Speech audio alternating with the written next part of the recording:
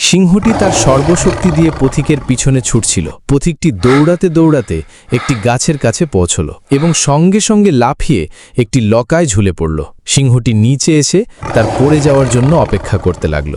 কিছুক্ষণ পর পথিকটি উপরে তাকাতেই দেখল গাছের ডালে একটি কালো সাপ বসে আছে। উপরেও মৃত্যু, নিচেও মৃত্যু। হঠাৎ একটি সাদা আর একটি কালো ইঁদুর এসে লতাটি কাটতে লাগল। প্রতিটি মুহূর্তের সাথে সাথে লতাটি দুর্বল হয়ে পড়ছিল।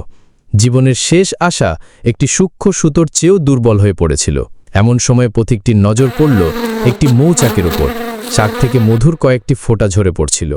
সে মধুর দিকে মুখ বাড়িয়ে তার চেখে দেখতে লাগল। কিছুক্ষণের জন্য সে সব কিছু ভুলে গেল। না রইল উপরে থাকা সাপের ভয়, না রইল নিচে থাকা সিংহের চিন্তা, না লতাটির দুর্বলতার খেয়াল। সামান্য একটু মিষ্টি তাকে সমস্ত বাস্তবতা থেকে অমনোযোগী করে দিল। এই পথিকটি হলে তুমি। সিংহ হলো তোমার মৃত্যু, যা সারাক্ষণ তোমার পিছু নিচ্ছে। গাছটি হলো এই সংসার। লতাটি হলো তোমার জীবন। সাদা আর কালো ইঁদুর হলো দিন ও রাত, যারা নীরবে তোমার আয়ু কমিয়ে দিচ্ছে। আর মধু হলো এই পৃথিবীর সাময়িক আনন্দ, যা তোমাকে সত্য থেকে দূরে সরিয়ে দেয়। আর তুমি সেটাই করো যা করতে তোমাকে বারণ করা হয়।